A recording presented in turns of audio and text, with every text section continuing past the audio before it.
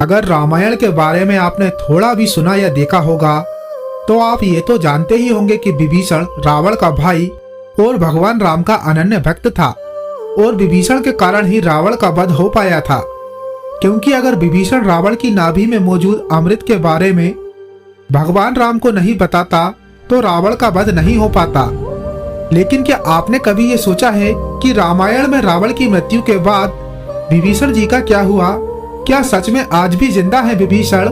और अगर जिंदा है तो ये कहाँ मौजूद हैं? कई लोगों का कहना है कि विभीषण ने भगवान राम का साथ देकर और अपने सगे भाई रावण का साथ ना देकर बहुत गलत किया।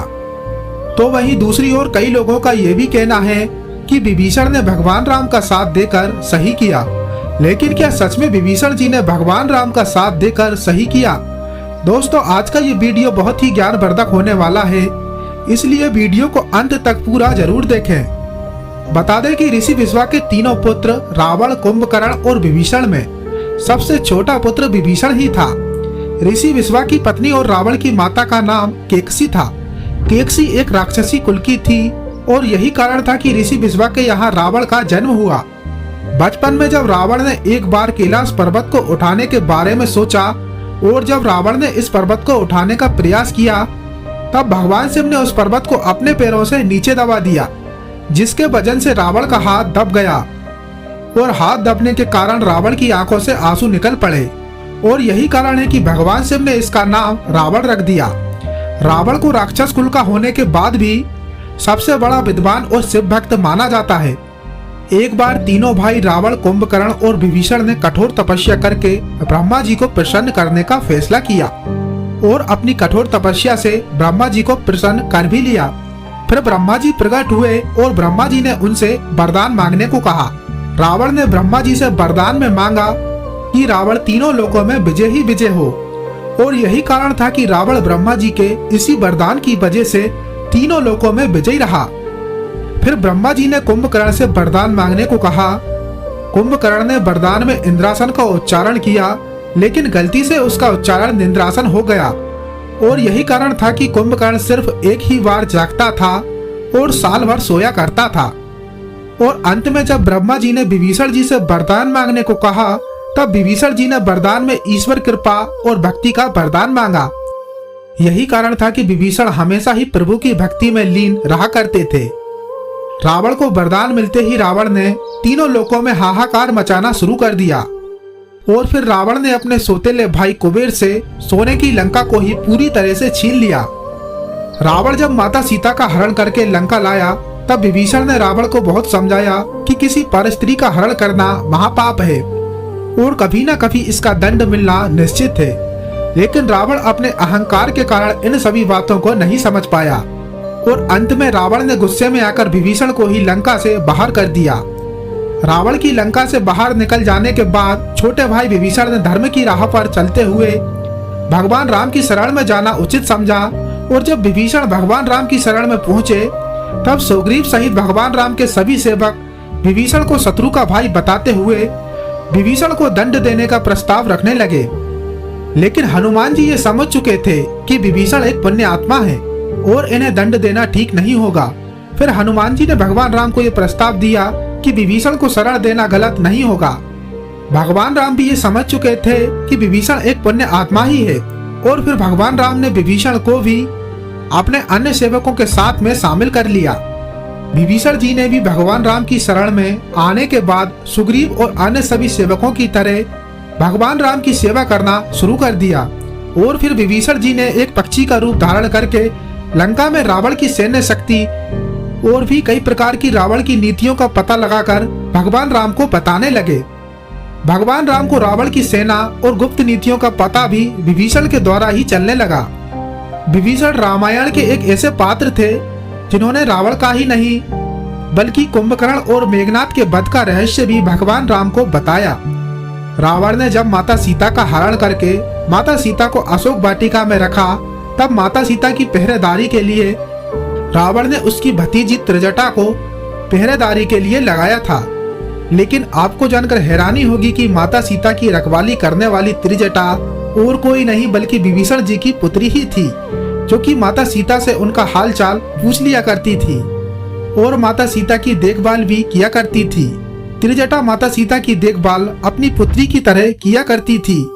साथ ही त्रिजटा माता सीता को राम और रावण युद्ध की पल पल की जानकारी भी दे दिया करती थी कि युद्ध में क्या चल रहा है, जिसके बाद माता सीता को त्रिजटा की बातें सुनकर बहुत संतोष हुआ करता था। त्रिजटा के अलावा विभीषण जी भी भगवान राम को पल पल की जानकारी दे दिया करते थे कि रावण किस किस समय पर क्या क्या करने वाला है, जिससे भगवान राम को रावण के बारे में हर एक जानकारी आसानी से मिल जाया करती थी।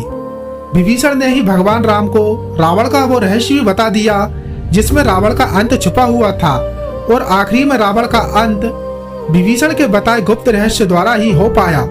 भगवान राम विभीषण के अच्छे कर्मों और सेवा से बहुत प्रसन्न हुए, और यही कारण था कि उन्होंने रावण का वध करने के बाद लंका का सिंहासन विभीषण जी को ही सौंप दिया।